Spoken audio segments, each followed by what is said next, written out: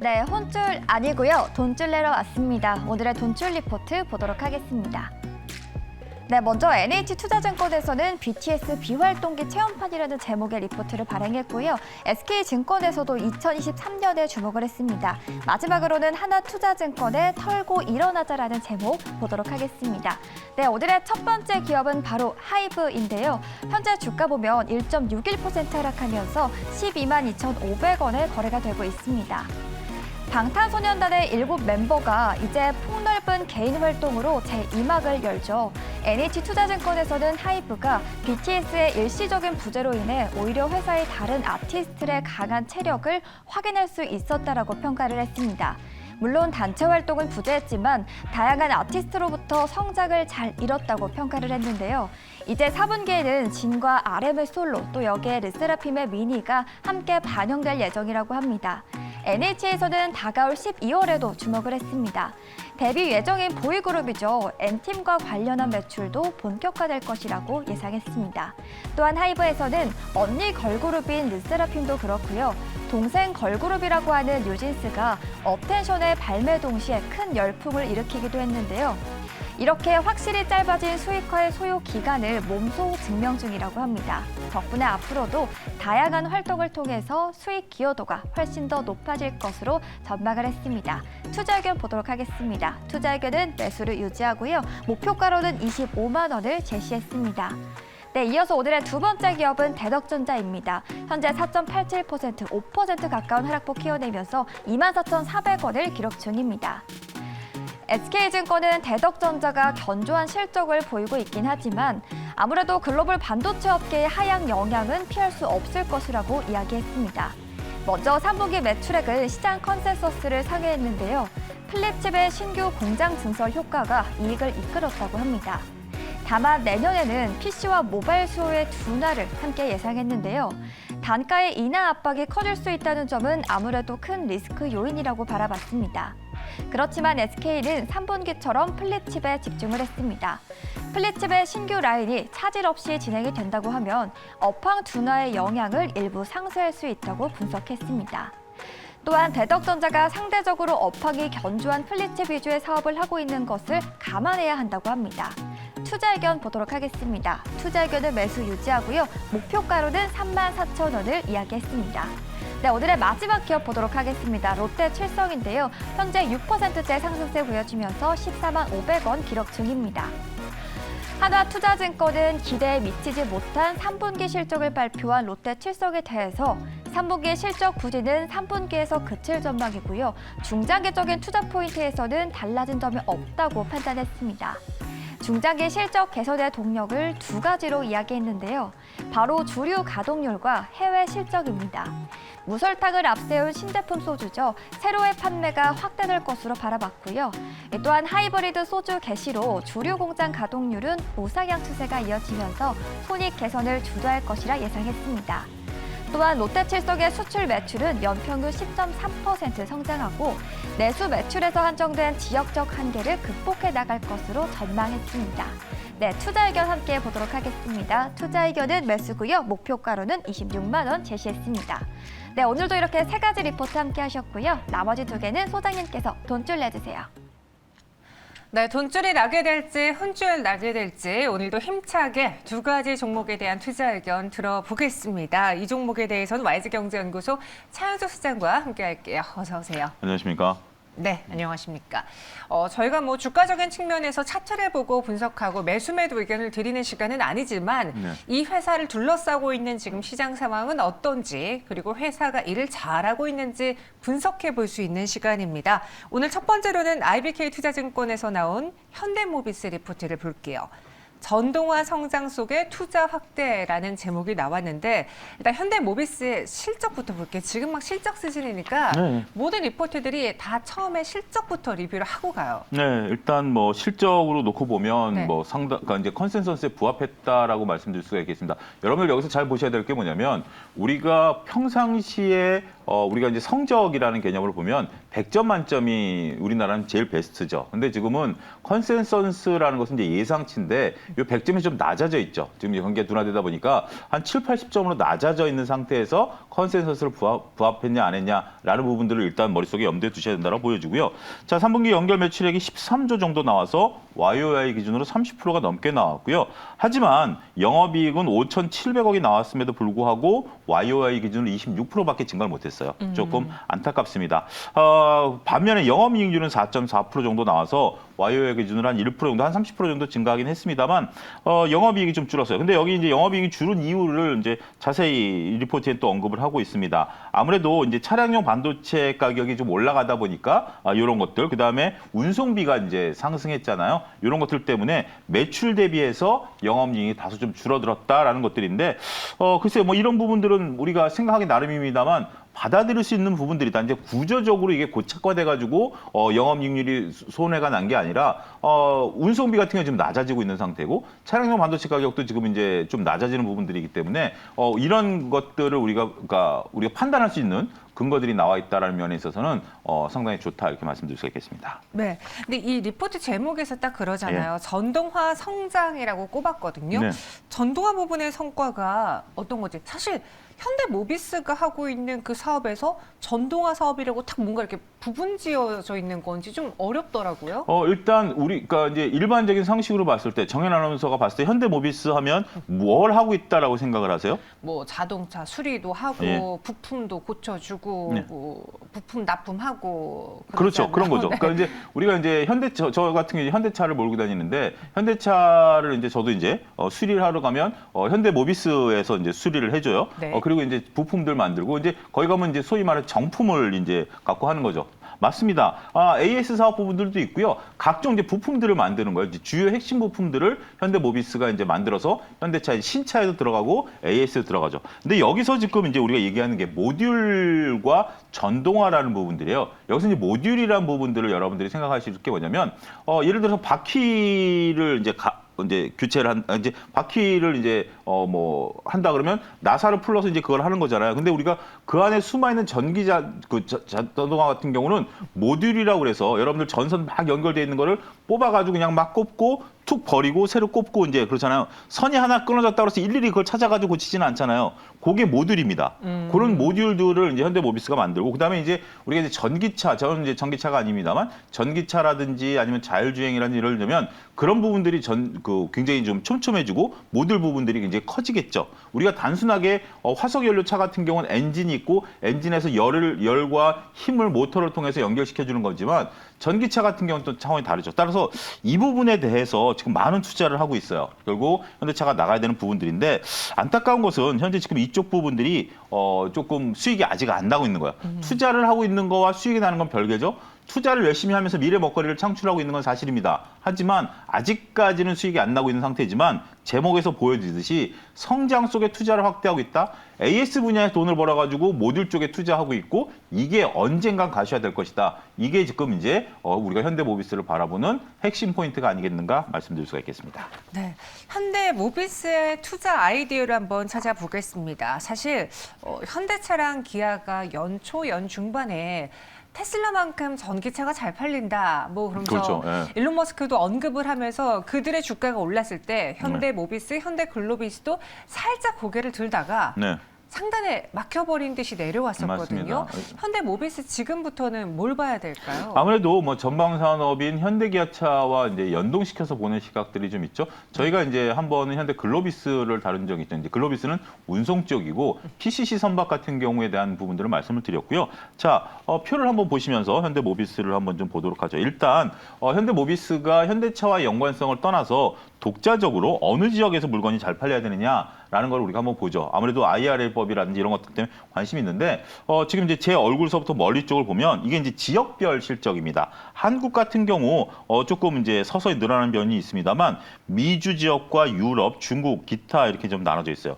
역시 한국의 절반을 미주 지역에서 지금 할 것으로 보고 있습니다. 지금은 대략적으로 봤을 때 한 3분의 1 정도 이제 매출 그 비중으로 봤을 때 한국의 3분의 1 정도인데 이게 이제 내년 정도 되면 그러니까 올해 3분기에 거의 절반까지 올라왔어요. 그러니까 미국 지역에서 현재 지금 잘 팔리고 있다라는 거고 유럽 같은 경우는 오히려 2분기 대비해서 조금 감소했습니다. 그래서 유럽은 그냥 쏘쏘한 정도고요. 안타까운 것은 중국이 고개를 못 들고 있어요. 중국이 지금 현재 전체적으로 봤을 때 유럽의 절반밖에 안 되는 정도. 그러니까 유럽보다 중국 시장이 좀 크다라는 인식이 있지 않나요? 근데 지금 중국 쪽에서 매출이 유럽의 절반밖에 안 되고 그다음에 미주 쪽을 바라보면 정말 형편없는 쪽이다.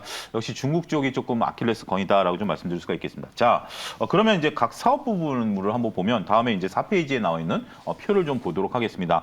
표를 좀 아래쪽으로 좀 내려주십시오. 아래쪽을 보면 우리가 이제 매출액보다는 증감률을 좀 보는 게 낫겠죠. 증감률을 보게 된다라면 전반적으로 매출액에 대해서 부품과 모듈 부분에 있어서 근데 전동화에 대한 증감률이 굉장히 커질 것으로 현재 지금 보고 있죠. 나머지 이제 AS 부분들에 대해서는 그런 부분들입니다. 맨 마지막으로 보면 영업이익률이 굉장히 중요한데요. 우리가 이제 맨 마지막 단에 보게 된다라면 AS 부분의 영업이익률은 무려 20% 정도 돼요. 이게 캐시카우 역할을 한다라고 보면 돼요.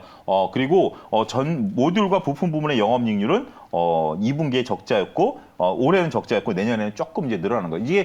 이게 여기서 폭발적으로 이익이 좀 낮아야 돼요. 그렇기 때문에 영업이익률이 이쪽에서 나느냐를 보고 AS 부분은 저는 오히려 더 커질 수도 있다라고 봐요. 저 같은 경우도 지금 이제 차를 작년에 바꿨죠. 차를 작년에 바꿔서 좀 이제 얼마를 타고 그 뒤에서 전기차나 자율주행차를 타야지 이제 러프하게 얘기를 했는데 네. 좀 더 타야 되지 않을까라는 생각을 하게 되면 당연히 AS를 좀 받아야 되겠죠. 그런 부분들이 커나갈 수 있다. 그러니까 경기 둔화에 따른 AS 부분이 커질 수 있다는 게 하나의 모멘텀이고 모듈 부분이 얼마큼 더 성장하느냐 이 부분도 봐야 되지 않을까 싶습니다. 네, 현대모비스 그러면은 이 리포트는 믿어봐도 괜찮을까요? 어떻게 할까요? 예, 현상을 정확히 파악했다라는 면에 있어서 믿어보자 이렇게 말씀드릴 수가 있겠습니다. 이 리포트 믿어보겠습니다. 현대모비스의 최근에 각 사업부의 매출이 궁금하다. 그리고 국가별에서는 어떻게 잘 팔리고 있는지 궁금하시다면요. 오늘의 리포트, IBK 투자증권의 리포트 챙겨보시고요. 두 번째는 사실 저는 이 종목이 더 궁금했습니다. SK이노베이션 볼게요. SK증권에서 리포트가 나왔고요. 성장 경로의 배터리, 에비타 흑전이라고 제목을 내놨어요. SK이노베이션 오늘의 주가가 많이 빠져서 이게 무슨 일 때문일까 궁금하실 것 같은데 일단 실적부터 챙겨볼게요. 일단 실적을 놓고 보면 3분기 매출 같은 경우 한 22조 정도 나왔고 영업이익 같은 경우 7천억 정도 나와가지고 전체적으로 다 합산했을 때 일단은 뭐 컨센서스를 소폭 상회한 부분들이다라고 좀 말씀드릴 수가 있겠습니다. 플러스 마이너스가 있습니다. 마이너스는 역시 정유와 석유화학 사업부예요. 정유사업부 같은 경우 유가 및 정제 마진의 안정화라는 단어를 썼는데 이게 좀 올랐던 게 이제 빠졌죠. 그러다 보니까 영업이익이 전분기 대비해서 좀 하락을 했고요. 그다음에 두바이유 같은 경우도 현재 지금 2분기에 평균 108달러였는데 지금 현재 97 정도로 내려왔기 때문에 3분기에는 이런 부분 정제 마진이 좀 줄어들었다라는 거죠. 반면에 지금 이제 SK이노베이션에는 SK온이 들어가 있죠. 그런데 SK온 같은 경우 현재 지금 유럽과 미국 공장에 대한 비용 절감 효과라든지 그다음에 판매 가격 지금 이제 모든 배터리 셀업체들이 다 판매 가격을 올렸기 때문에 그런 부분에 있어서는 수익성이 개선이 됐다 이렇게 좀 말씀드릴 수가 있겠습니다. 네. 성장 경로, 지금 SK이노베이션 안에서 정유화학 쪽 그리고 배터리 쪽 본다면 성장을 기대하는 건 당연히 배터리잖아요. 그리고 앞서 LG엔솔은 돈 잘 벌고 있죠. 삼성 SDI도 배터리 부분에서 흑자 전환에 성공을 했죠. 남은 건 SK온이에요. 이 적자의 의미를 우리가 좀 잘 봐야 되는데 여기서 지금 배터리에서 에비타라는 단어를 썼습니다. 에비타라는 단어를 썼다라는 것을 여러분들이 잘 보셔야 되는데 에비타 이익이 뭐냐면 뭐 세금 뭐 이런 다 따져서 그냥 단순하게 봤을 때 감가상각을 제외한 이익이에요. 에비타 이익이라는 게. 그래서 지금 이제 SK온 같은 경우 앞서 언급드렸다시피 미국과 유럽에 공장을 짓다 보니까 공장을 지으면 어떻게 되죠? 막대한 비용이 들어가죠. 예를 들면 이렇게 들어죠. 2020년에 예를 들어서 1,000억을 들여서 공장을 하나 지었다. 그러면 2020년에 현금은 나가지만 재무제표상에서 1,000억을 반영하지 않거든요. 이거를 최소한 5년, 10년, 20년 동안 균등해서 비용을 부과합니다. 이런 균등해서 비용을 부과하다 보니까 이 금액이 크다 보니까 매출 대비 이 비용이 현재로서는 SK온이 큰 거예요. 그래서 현재 지금 적자인데 이 비용을 빼주면 이익이 난다라는 개념이 에비타 흑자라는 개념입니다. 결국 에비타 흑자를 얘기할 수 있는 것은 우리가 초기에 투자를 막대하게 했기 때문에 이 막대하게 한 것 때문에 적자이지 이 비용을 빼주면 흑자이니까 우리는 좀 인정해달라는 겁니다. 여기에 대해서는 논란의 여지가 있습니다. 감가상각을 넣느냐 안 넣느냐라는 개념에 따라서 논란의 여지는 있습니다만 어찌됐든 이렇게 에비타 이익을 얘기할 정도의 기업들 입장에서 보면 조만간 흑자 전환될 가능성이 있다라는 것도 내포할 수 있는 거죠. 감가상각이라는 것은 시간이 갈수록 어느 정도 이제 끝날 때가 오는 겁니다. 지금 그 감가상각 방법은 두 가지인데 정액법과 정률법이 있는데 서서히 줄어드는 방식이 있고 일정하게 부과하는 게 있는데 지금 현재 우리나라가 채택한 것은 일정하게 부과하는 거예요. 근데 이게 언젠간 끝나겠죠. 끝나는 거와 동시에 지금 매출이 폭발적으로 늘어나고 있다는 걸 보게 된다면 흑자 전환 속도가 빨라질 수 있다는 겁니다. 지난번에 저희가 SK텔레콤에서 그 통신 장비에 대한 감가상각 8년 상각에 대해서 이제 끝나간다라는 부분들 말씀을 좀 드리면서 5G 가입자가 늘어났으니까 SK텔레콤은 감가상각이 끝남과 동시에 가입자 증가에 따라서 이익이 개선될 것이다라고 저희가 한 두어 달 전에 말씀을 드렸는데 네. 마찬가지예요. 이것도 현재 지금 매출이 늘어나고 있는 부분들인데 매출이 늘어나기 위해서 공장을 지었고요. 이것 때문에 회계상 비용 부담을 하고 있는 거지 이 부분을 빼달라라는 개념으로 여러분들이 이해하시면 될 것 같습니다. 그러면은 지금 이런 SK온과 같은 성장이 어느 정도 확실시된 회사들 그런 사업의 경우에는 뭐 감가 이런 거 뭐 비용 이런 것보다는 지금 당장에 벌어들인 돈을 보는 게 에비타를 보는 게 맞는 전략인 거예요? 그렇죠. 에비타를 보고 투자하시는 분들도 있어요. 그러니까 이제 결국 감가상각을 그러니까 이런 거죠. 삼성전자 같은 경우는 에비타 이익을 볼 수는 없습니다. 왜냐하면 삼성전자는 반도체를 계속 투자하잖아요. 삼성전자가 한 해 대략 투자하는 게 한 50조에서 70조 사이 왔다 갔다 해요. 감가상각도 50조, 70조입니다. 그렇기 때문에 왜냐하면 쌓인 게 있기 때문에 그런 건 에비타 이익을 보는 게 아니라 SK온 같은 경우 지금 이제 막대하게 투자를 했잖아요. 또 투자를 할까요? 좀 상대적으로 좀 떨어지게 되죠. 덜 투자하게 되죠. 그러면 에비타 이익을 볼 수 있는 거고 통신주나 반도체는 에비타 이익을 보면 안 돼요. 그렇지만 일시적으로 공장 증설 때문에 이런 걸 했다? 그럼 에비타 이익을 봐줄 수 있는 거예요. 그렇게 상황에 따라 다르다는 겁니다. 자, 그러면 우리가 이런 부분들 근데 이제 SK 이노베이션은 좀 복잡하죠. 정유가 있고요. 네. 그다음에 배터리가 있는데 배터리는 또 나중에 물적 분할한다라고 지금 대놓고 얘기해 놓은 상태라 셈법이 좀 복잡하긴 합니다. 맞아요. 그래서 저희 시청자분 중에 한 분도 SK이노베이션을 갖고 있는데 오늘 왜 하락하는지 궁금했습니다라는 글과 함께 참 이노베이션 투자하기 어렵네요라는 의견도 올려주셨거든요. 네. 투자 아이디어는 어떤 걸로 가져가 볼까요? 일단 지금 현재 3페이지 표를 한번 좀 보도록 하겠습니다. 네. 각 부분별 실적인데 영업이익이 어느 정도 나느냐가 이제 중요할 것 같아요. 매출이 중요하지만 맨 마지막 쪽으로 좀 내려주시면 사업부별 영업이익, 그걸 딱 보시면 제 얼굴서부터 좀 멀리 쪽으로 보도록 하겠습니다. 그러니까 이제 여기서 보면 여러분들이 정유 이익률, 화학 이익률 이렇게 나와 있어요. 그래서 이익의 금액보다 이익률을 우리 러프하게 한번 좀 보도록 하겠습니다. 2021년, 22년, 23년 보면 정유 부분의 영업이익률이 올해 8.5%까지 늘었어요. 작년에 한 4% 정도 했는데 근데 내년에는 다시 그쪽으로 환원할 가능성이 있기 때문에 정유는 올해 좋았다 말았다. 화학도 마찬가지입니다. 작년에 1.7% 영업이익률이 2.6%인데 이건 오히려 내년에도 유지가 되네요. 그러니까 화학에 대한 어떤 케미칼 정제 마진이기 때문에 이 부분은 좀 늘어날 수 있다는 거죠. 윤활유 쪽들이 윤활유가 돈이 많이 남나 봐요. 이쪽이 굉장히 영업이익률이 높은 수준이고요. 석유 개발 쪽도 이제 이것도 되는데 금액이 워낙 작고요. 중요한 것은 이제 배터리죠. 맨 마지막에 이제 배터리 이익률 보게 된다라면 지금 현재 이게 그 감가상각 다 포함한 이익률입니다. 그러다 보니까 작년에 이익률이 마이너스 20%에서 올해 마이너스 10%, 내년에 3% 영업이익률이 나타난다라고 보는 거죠. 이게 감가상각 다 포함한 거예요. 근데 여기서 만약에 올해 감가상각을 빼준다라고 한다라면 흑자 전환으로 됐다라는 의미이기 때문에 나름대로 볼 수 있다라는 개념이에요. 여러분들 재무제표에 대해서 좀 부정적으로 말씀하시는 분들이 재무제표는 과거 수치니까 우리가 공부해봤자 무슨 소용이 있느냐라는 건데 저는 이 에비타를 공부하시면 미래가 보여요. 감가상각이 언제 끝날 줄 알게 되면 예측할 수 있는 거고 지금 현재 감가상각이 진행되고 있는 걸 알고 되면 이게 언제 끝날지가 다트에 들어가 보면 다 언제 끝난다라는 게 다 나와 있거든요. 그걸 우리가 미리 예측할 수 있어요. 근데 그거를 공부하지 않으시고 단지 나온 숫자만 보게 된다라면 과거만 보게 되는 거죠. 하지만 에비타를 공부하시면 미래가 보인다는 점에 있어서는 저희가 이제 계속 그런 부분 말씀드릴 거니까 저희 방송 계속 보시면 아이디어를 얻으실 수 있지 않을까 싶습니다. 네, 이렇게 오늘도 하나의 투자 포인트를 가져갑니다. 에비타를 알게 되면은 미래를 여러분들이 먼저 예측하고 전망해 볼 수 있다라는 조언까지 해주셨는데요. SK 이노베이션 일단 리포트는 리포트고 오늘의 주가가 마음이 아프긴 합니다. 마음이 아프긴 6% 하지만 지금 크게 우리가 보게 밀리잖아요. 되면 네. SK 온이 성장한다라고 했기 때문에 물론 이제 이게 물적 분할에 대한 어떤 부분들은 우리가 이제 좀 다른 셈법이지만 네. 재무제표만 놓고 본다라면 그렇게 우려할 바는 아니지 않겠느냐. 저는 오늘 솔직히 주식 안 봤거든요. 아직 이게 지금 제가 얘기하는 종목을 일부러 저는 좀 안 봐요. 안 보는데 뭐 일단 뭐 오늘 하락에 대해서는 다른 얘기를 할 수 있지만 리포트 자체는 믿어보자 이렇게 좀 말씀드릴 수가 있겠습니다. 알겠습니다. 안 보셨는데 제가 네. 주가를 계속 말씀드렸네요. 아무래도 뭐 시청자분들께서 댓글로 안타까운 심정을 토로하시니까 말씀하셨을 것으로 보여집니다. 알겠습니다. 여기서 마무리해 보도록 할게요. 차윤서 소장과 함께했습니다. 고맙습니다. 감사합니다.